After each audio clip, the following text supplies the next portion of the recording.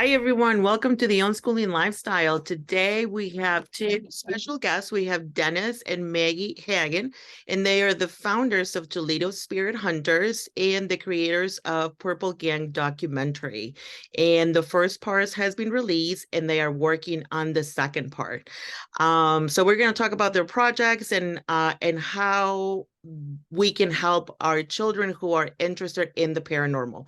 So welcome, guys. Could just walk us through your beginning into the paranormal. Is it always that you were always been interested, or how did you guys get started? So I basically started TSH, which is Toledo Spirit Hunters, back in 2017. We were actually living in a apartment complex, and I first watched Ghost Adventures on Netflix. They had like 4 seasons on Netflix.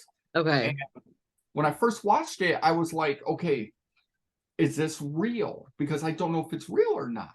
Of course. You know, so I was like, and then I think I lost the interest of it, and then I recaught the interest later on, because Okay. I think I was just watching the shows then. I would catch Ghost Adventures, I would catch what? No, I didn't really watch Ghost Hunters on Sci-Fi. I didn't really get into that one. But like now I'm into it somewhat. But Okay. back then I wasn't. But I was watching Ghost Adventures, and I was watching something else. I think it was Paranormal Lockdown, and then it just trickled on. So Okay. then so then I had a public ghost hunt that happened here in Toledo at the Toledo Yacht Club. So Okay. I decided to pay and go because I wanted to see, like, is the paranormal real? Okay. And once that happened, I got hooked. And Okay. I got to listen to my first piece, what you would call EVP, electrical voice phenomenon, Oh, okay. Okay. a Okay. recorder or Okay. on a spirit box or stuff like that. So then it took off. I joined the team, and then eventually within 6 months to, I say, about 7 or 8 months, I broke off from that team, started my own team, created my own logo, because I had my own projects that I wanted to pursue Okay. paranormal. So when you guys work as a team, like in the first team that you joined, and then as you broke off into your own, how many people are involved in this team, and what do you guys do? Um, so basically, I went through team members. Basically, they just came and gone, and Okay. conflict, stuff like that. Um, a team can be of 3 or 4. It can be of 2. It can be, it's basically, it's it's like, what's the word I'm looking for? It's based on how small you want to keep your circle, basically. Oh, Because okay. in the paranormal community, the paranormal community is sort of like a gang warfare. People get jealous of people. People attack other teams because they're more, they come up with a better idea, or they're jealous because that team's more successful and they're just stuck where they are. I'm being dead serious. I tell people who want to jump into this to please be careful, because you will get attacked personally. You will get attacked for stupid crap. You just Oh, got to be strong minded. If you're gonna okay. jump in this, gotta be strong minded. Okay. Maggie, so were you in Dennis's first team as well, or did you just Uh, on when you guys started your own? yeah, I joined when I started the one we have now. Okay. Um and he wanted me to get into it, so it's something we can do together. Okay. Because I mean I thought it was interesting and stuff, but I never experienced anything for myself Okay. back then. So Yeah. So when you say back then, so has that changed? It sounded like has that changed since you've been more involved into it? yeah, I kind of opened up more, and I've had like my hair pulled and touched Oh, and wow. Okay. Okay. So in that, as the team grew, I know there are like in the Purple Gang documentary, there are several like equipment that you use, and you guys talked about different artifacts. So what comes first, like the equipment or you start the collecting of artifacts?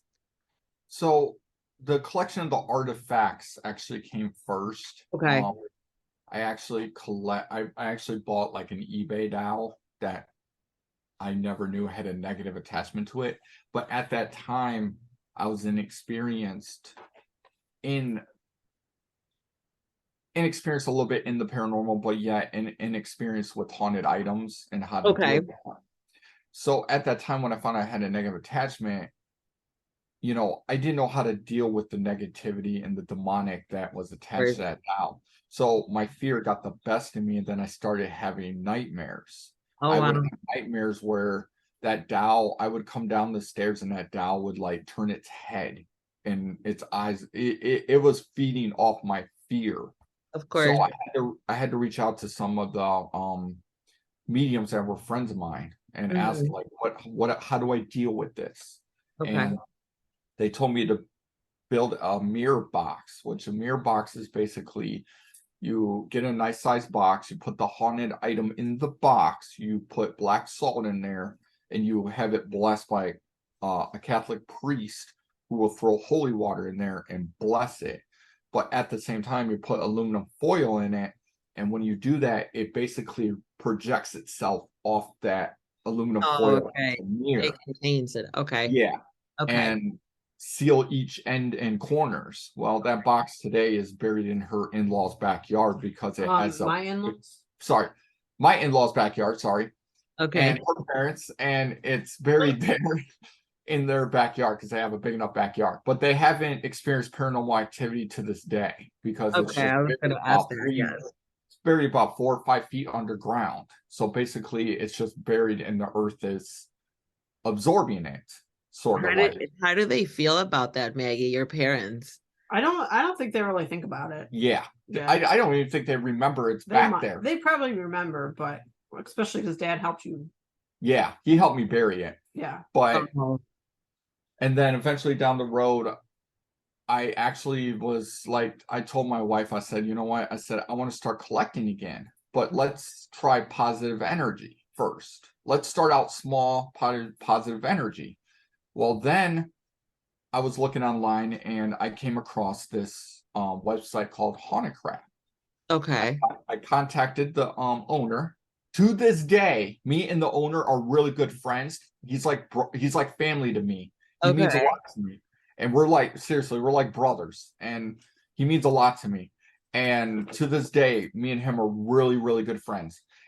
And we bought a picture of a dog that a dog haunts the picture. Okay. It's in our room. Okay. What the funny part about it is that with the dog, I never felt nothing, but my wife did. And my wife owned a dog before I did. So I didn't know what to like. Yeah, but you own one. Well, yeah, one month. Yeah. She would feel something brush up across her lower legs. What else did you feel like? That was mainly it. Like it felt, how like a dog walks up. What walks up to you, but no one's there. No, so is that, how do you distinguish then from, besides feeling it like from a negative, like from your friend that owns the website, or probably many more items? How do you distinguish a positive from a negative energy? Is it just how you feel about it, or how you connect with it, or? Him and his team basically investigate the items. Okay. And what happens is people have these items, so they already own them and know what's attached to them. So they contact him because he sells items for other people, but he also has items of his own that are in a storage unit that him and his team have pulled out. So Okay. he already knows what's attached to these items. So, but the thing is what people don't realize is with haunted items is let's just say you go to a thrift store, a Goodwill store, you buy a dowel, right? You come to find out, 2 days later, you're getting doors slamming, you're hearing knocking. Versus give the dowel to me, and I could have some kind of different experience than you, because the entity that's attached to that object can feed off of that person's energy and will react in a different way based on that person's energy. So people, they have people that have went and bought a haunted item and they expect it to be just like that activity right out the gate, It don't work like that. It doesn't It work. will- Okay. No, it will feed. It will like what's the word? It will what's the word I'm looking for? It's right there. It'll feel you out first. Yes, you could get some that will be like quick and you're going to get activity, and there's some that are just going to feel you out first. With the demonic is what people don't realize with the demonic ones is that they will remain dormant until you start to agitate them. That's what I've come to learn with my objects. If Okay. I agitate them, push them, provoke them, play holy gospel religious prayers, I will get something out of them.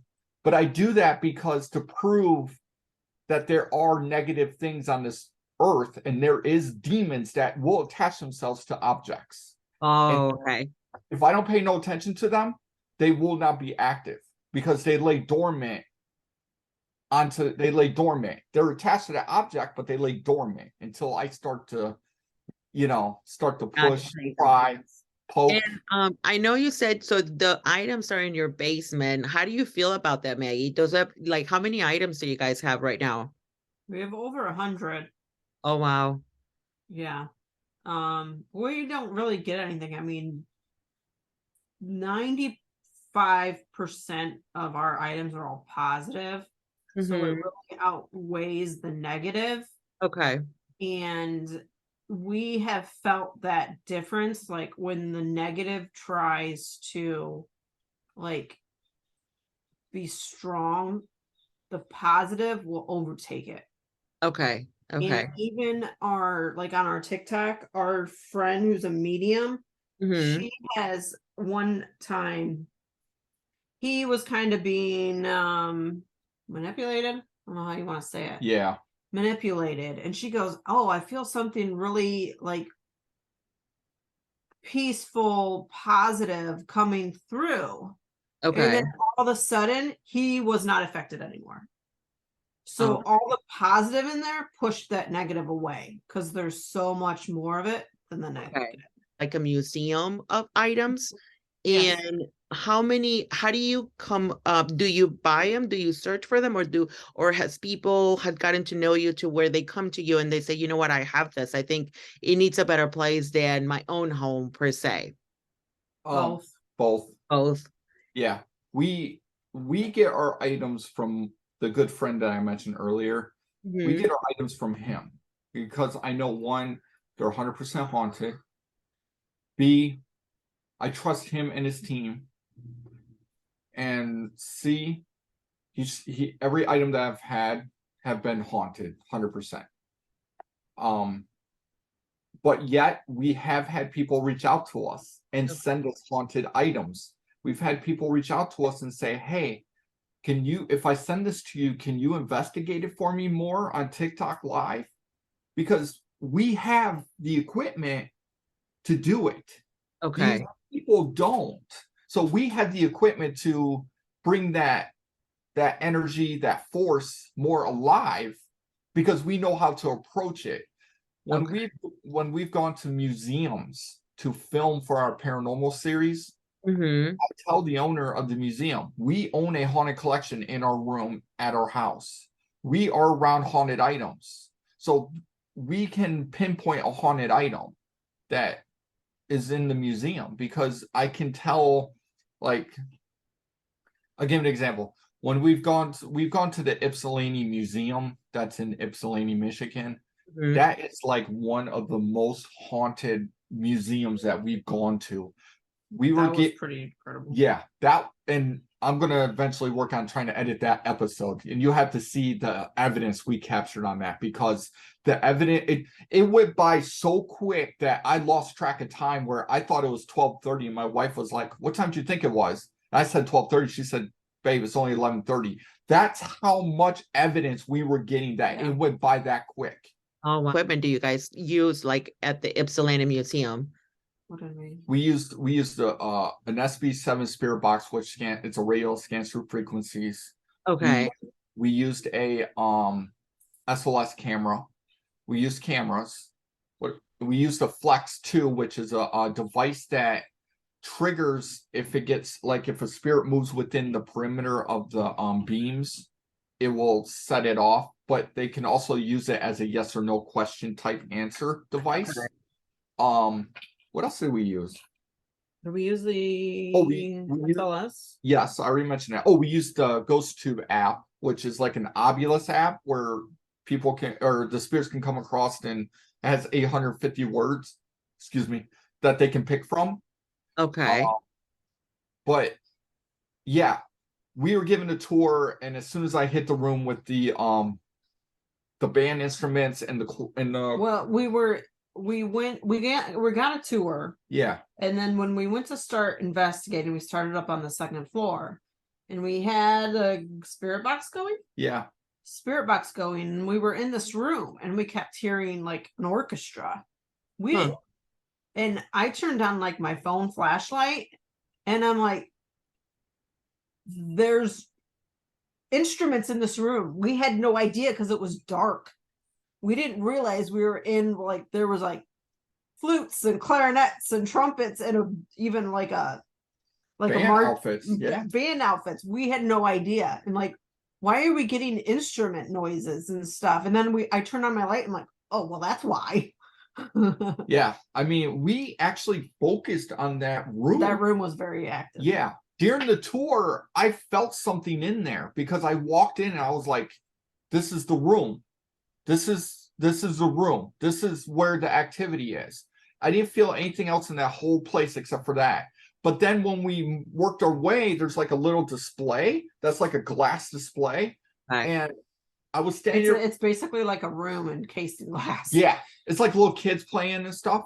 So when I was standing and I was having the spirit box, I felt my vest get tugged on the bottom, and Maggie's hair got messed with, and you could see in the reflection of the glass. And Maggie turns around like really freaked out, like I go, dude, my vest just got tugged on. She's like, dude, something just messed with my hair. I'm not playing. Something just messed with my hair. And we played it back, and you could see her hair go whoop. And wow. Yeah. And then over the spirit box, like at the same time, there was a voice that said, did you do that? Yeah, it asked, did you do that? Like it was asking another spirit. Did you do that? They were collaborating. Yeah. That is fascinating. So how did you guys ended up at the Ypsilanti Museum? Was it something that that you just asked to tour, to research, or? So what I did was, when we were filming, so last year when we were filming we were actually filming our paranormal series on top of filming the second part to the Purple Gang documentary. So we were busy. So I reached out to them and I said, hey, how do you feel about me and my wife coming in to film for our paranormal series? And they said, okay, sure. They actually did an article on us in their newsletter. Yeah, I will say that was like, out of all the museums we investigated, that was in the top two. The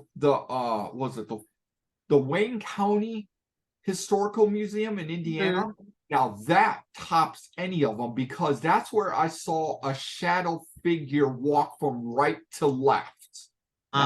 Is that part of the Purple Gang documentary? No.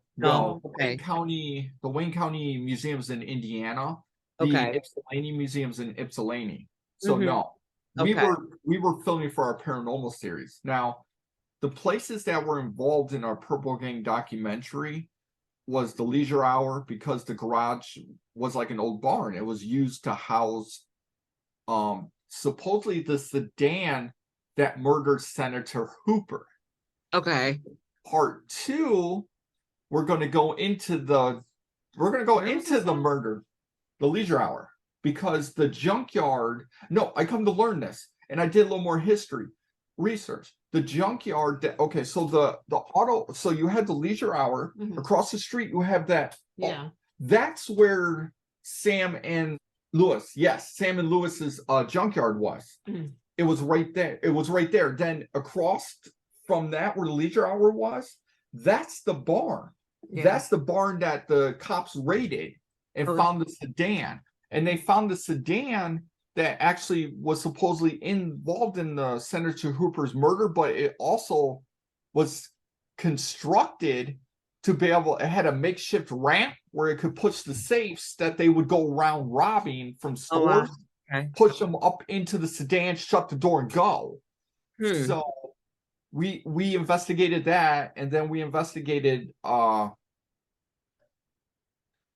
and Donuts. Okay, yeah, that was in the first Yep. part, right? Okay. Yep, Mhm. Cops and Yeah. Donuts, which were good friends with the owners of them. They Mhm. love That them. would be great. Yep, they've been great, love them. And then we investigated the Doherty Hotel. The Okay, Doherty yeah. Hotel, I have nothing bad to say about them. They're really cool. The owner's the fourth generation owner, Okay. but since the hotel's passed from like generation. But what we wanted to get into the bar or into the bar area of the Doherty, and they Mhm. wouldn't allow us. Well, Oh, okay. they wouldn't allow us, but yet they did when we were there, but It was busy. it was busy and there was no we wouldn't have been way. able to do Yeah. what we needed to do. It would Oh, be okay. contaminated and the evidence would have been contaminated, and then we would have just had a big ass crowd, sorry, a big crowd around us. And So yeah, so it wouldn't have helped. But no, as you describe these places, how do you guys come up, or how do you discover the Purple Gang? One, and then how do you decide that this is what you want to pour, like energy and time to create not only one but two parts of a documentary? Where is that? How does that happen for you? so what happened was is the whole project came together is because I wanted to do something. I wanted to actually challenge myself. I wanted Mhm. to do a documentary. Okay. Okay. I wanted to do something that was really cool, that was really fun. But in the process, as I was researching locations to investigate for our paranormal series, I came across the Doherty. And I was like, okay, Doherty, has history of two people shooting each other, cousins related, blah, blah, blah. Mm-hmm. So then I was like, and then it said it was, is a Purple Gang type involvement. So I was like, okay, well then who is the Purple Gang? Uh-huh. We've heard of the Purple Gang here in Toledo, but technically here in Toledo, Scott Bernstein, who's fourth generation ancestor to the founder of the Purple Gang, Sam, he told me, and I'll probably release some of that more interview as like unedited footage because I need to, but he said Okay. that the Purple Gang was never involved here in Toledo. It was an Italian gang. Okay. But somehow they got tainted to be the Purple Gang, which they're not technically the Purple Gang. So, but so then I was doing and I was like, I want to do like a big project. At first, this was going to be just a one boom done. But Okay. then people were reaching out to me like, hey, they got more locations they use.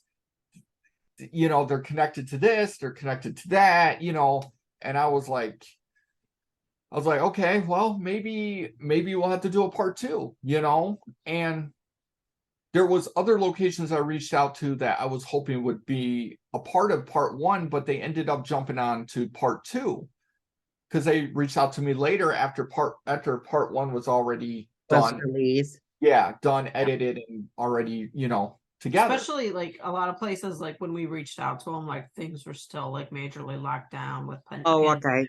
stuff. Mhm. But then as like things started letting up, and then people will be like, "Oh yeah, come on in." So they just needed, we just need to get out of the pandemic more So to see Yeah. them. now, so then after when I was editing part one, those places were jumping on board. They were like, hey, come on out. We want to be a part of that project. So I said, okay, great. I'm going to do a part two. And, part two, in part two, we investigate Senator Hooper's gravesite. We get some Okay. good evidence there. Okay. I reached out to a museum that houses Senator Hooper's hat that he was wearing when he got shot 3 times in the head. Okay. They would not allow me to come and investigate the hat. I wanted to so bad, and I thought it'd be freaking sweet to put it in part 2, but they said no because it's an unsolved case, and the only ones who have access to it Oh, okay. is the Michigan State Police and them. So I was, FBI. Oh, yeah, the FBI and everybody and their mama. okay. But so I had to go around.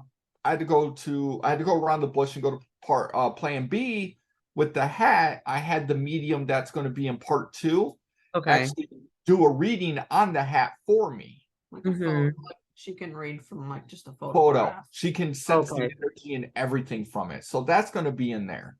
Okay. And then, we're going to sometime either in June or July, we are going to go to the location where he was shot in the head. Okay. Oh my And God. we're gonna investigate that area for about an hour or 2 hours to see if the energy is still there. There. Yeah.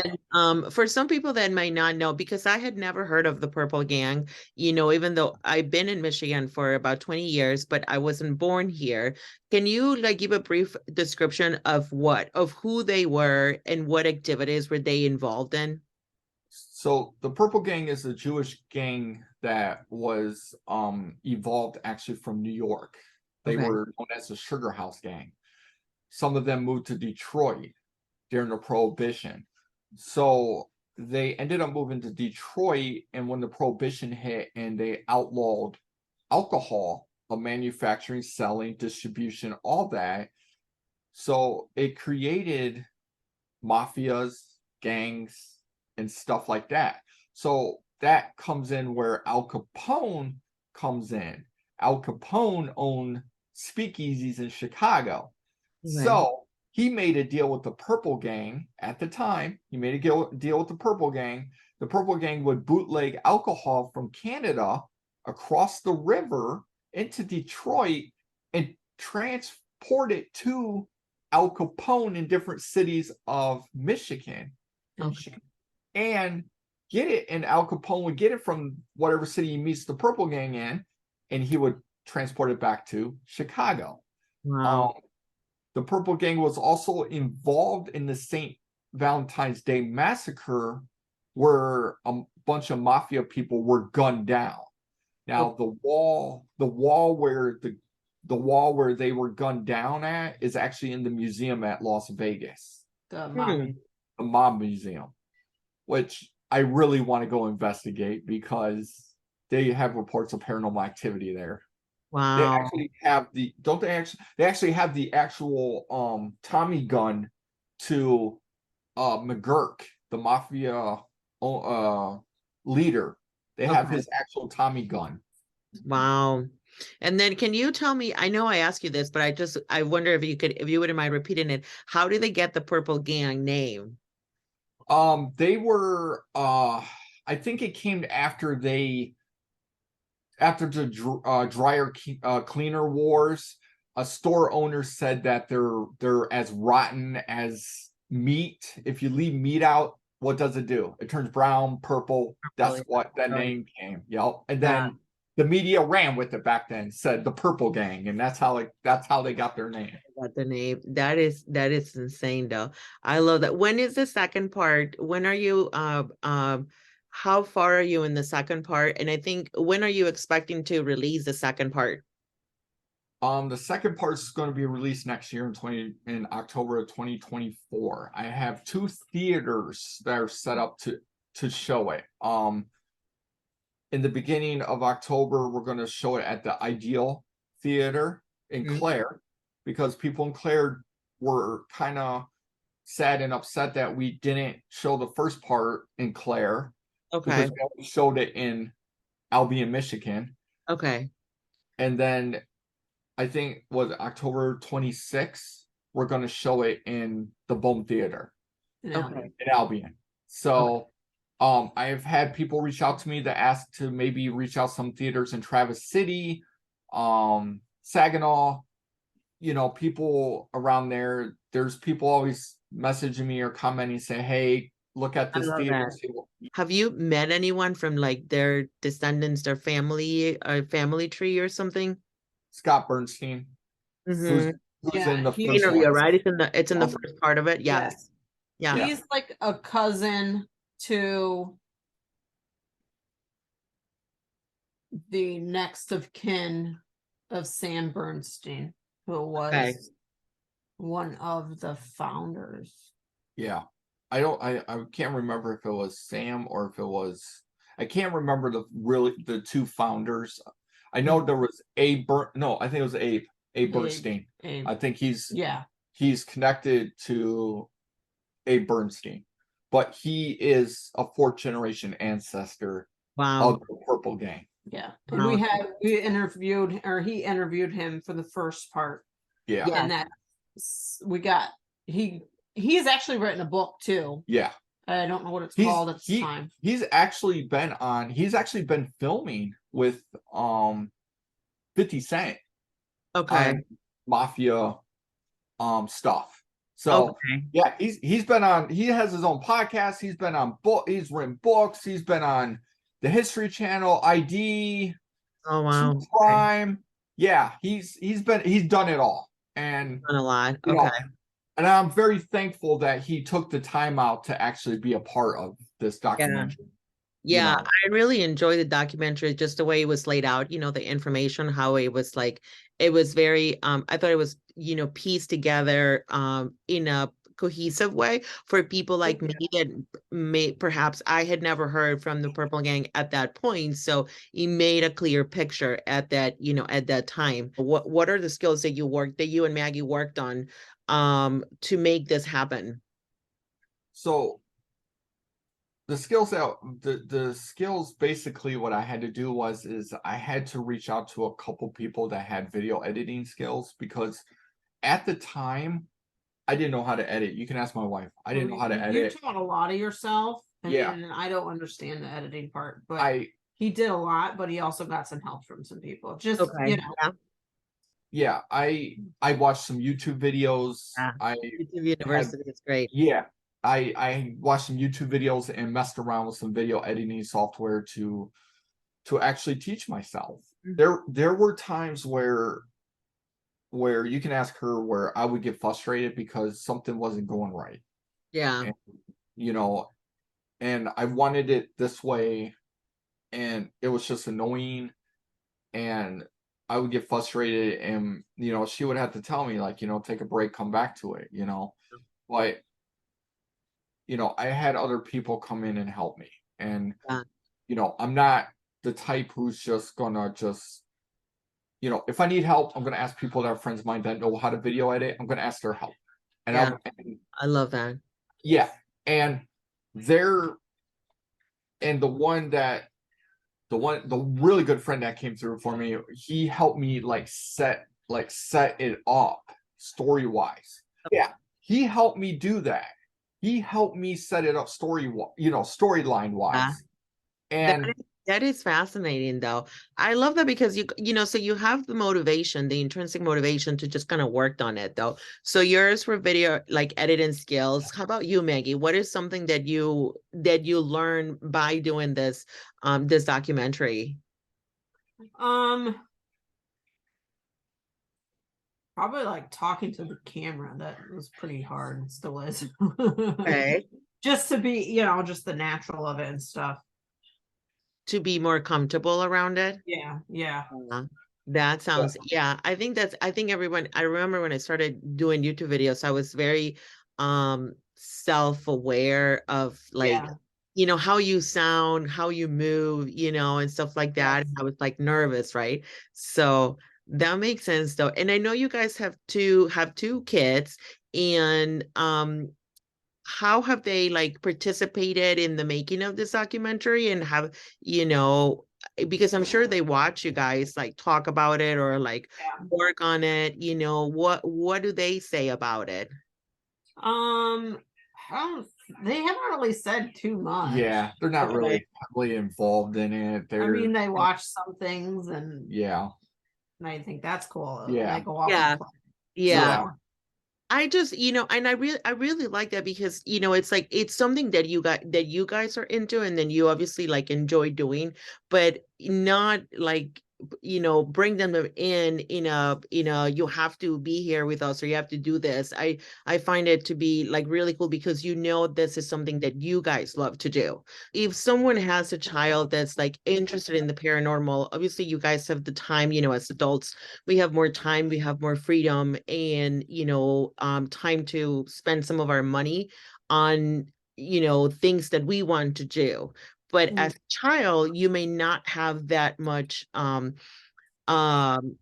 resources to you. So as a parent, for a child that's interested in the paranormal, what would you say if, to a parent that's like doubting, perhaps maybe they're not into it, but their child is like really into it, and they're, asking for a little bit more? What would you say to that parent? Or what can we do as parents to support our children in that? I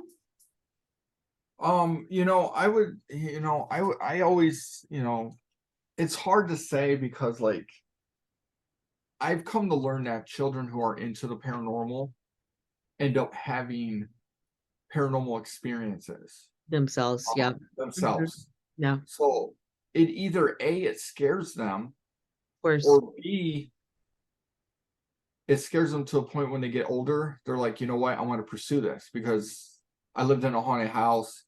I want to find answers. Mhm. Now, when it comes to like parents, so like if you ever watch what's the show I'm looking for or trying to think of, Psychic Kids. Oh, okay. No, I've never heard about it. Yeah. So with Psychic Kids, that show is where spirits would come to these children and they didn't know how to deal with it. Mhm. You don't have parents that don't understand the paranormal, Yeah. and their kid are like sitting in the corner talking to something that's not there. Mhm. It's either A, going to scare it's going to scare the parent, or the parent ain't gonna, or it's going to blow it off and be like, oh, it must be an invisible friend or something like that. Okay. It's just nowadays, today, parents have to, pay attention to their Pay children. attention. Yeah. Yeah. Listen, right? Listen Yeah. and believe them. Yeah. If they're saying they see something, they see something. Mhm. Mhm. Yeah. They're sitting in the corner talking to themselves, and you see them on camera in their bedroom, they talking to themselves. They're talking to something. Yeah. Yeah. That is, for a parent that perhaps maybe doesn't believe it, I'm sure you guys have experienced like skepticism, or people that perhaps are doubters. How do you answer to that nowadays after, working and being involved and having more experience? How do you reply to that? I just invite them to come into our basement, our room, and sit in there for an hour and see what happens. I guarantee you, when they leave, they become believers. Leave your children, I guess, if you Yeah. if you have a tiny human in your house that is interested in this, though. Thank you so much for your time. As we wrap up, what is your most memorable moment as you have from the beginning of this journey into the paranormal up until now? What do you guys recall the most? I think mine is when I got scratched when I was investigating my collection. Oh, wow. When I got scratched on my left shoulder, I was actually holding the dirt to the farmland property of Ed Ginn, and I was talking about the story because someone commented on Facebook Live saying, who's Ed Ginn? I don't know who, and I was explaining it. Next, Texas Chainsaw Massacre. that was the relation, but yeah, it's correlation. But yeah, and I was talking about Ed Ginn and his mother, and next thing you know, I get this burning sensation on my left shoulder, like something scratched me. Wow. And I was blowing it off for about a minute or two because I thought maybe it was just the edge of my shirt. And it kept burning and getting worse. And I said, honey, come over here and look at my shoulder and you can ask her. And I pointed it out, and she's like, right here. As soon as she touched it, it burned worse. Oh, wow. Oh, yeah. That's probably one of my memorable moments. That's What about you? how about you, Maggie? probably that that at the Ypsilanti Museum. Mhm. Probably got to do it because that was it was pretty crazy. Yeah, that sounds pretty crazy though. So how can people connect with you? They can find us on Facebook. Okay. They can find us at 13th Floor because we are merging our paranormal team with our production name now. I had to push everyone over to our production page on Facebook, which is 13th Okay. Floor. Okay. So, you know, everyone who has a haunted item or unsure if they have a haunted item or own a piece of property from the Purple Gang, because I may down the road, after I do a Gettysburg documentary next year, I may come back and do a part 3 to the Okay, Purple right. Gang. Yes. And people have said they'd like to see a part 3. Okay. And, you know, and there are many locations, like I said, that the Purple Gang use. I Okay. haven't even touched any in Port Huron. There are some in Port Huron. Okay. So Yeah, yeah, there's so definitely enough material to create a part 3 at some point, right? yeah. Yeah. So Wow. but after this part that comes out, I'm taking a break from it. Yeah. And I'm gonna come back to it. But yeah, so everyone can follow us at 13th Floor on Facebook. Okay. On TikTok. Same name. YouTube, same name. Okay. Instagram, I haven't changed the name over. I have to work on that. I'm still transitioning everything. Yeah. Well, I know that feeling. So for sure. Yeah. You know, and you're in the middle of family life and stuff. And I know you do this on your, you know, on weekends and, you know, spare moments that you guys have. So you guys are very busy. And I know you said when we started the call that there are some events that you guys will be attending in the future. Would you mind sharing with us where will those be? Yes. The first paranormal convention, we're going to be in we're going to be at Pennhurst. We're going to be there for 3 days. We're going to be vendors there. We will have some of our collection with us. Okay. So we like bringing our collection with us for people to, you know, experience, take pictures, take TikTok videos, whatever they want to do. And then we go from there. We're going to be in Western Michigan. We're going to be guest speakers there. Okay. At that Paracon. It's called Chaos Paracon in June. Okay. So we're going to be guest speakers there. So we will be talking about, you know, all of our stuff. Projects. Yep. We're going to be talking about our haunted items, our paranormal series, the Purple Gang documentary, even part 2 when it comes out. Okay. And we're going to be there again. We will have our haunted collection with us and stuff like that. Okay. And then we're going back to Pennsylvania in September to the Hell House Paracon. But we're going to be vendors there. And again, we'll have our collection and stuff. And then we will end at the Mid-Michigan Paracon, which is going to be in Mount Pleasant, Michigan. Wow. It sounds like you guys have a pretty full year already. Yeah, we do. And in between, we're going to actually, like I mentioned earlier, we're actually going to go up to the location where Senator Hooper was shot at.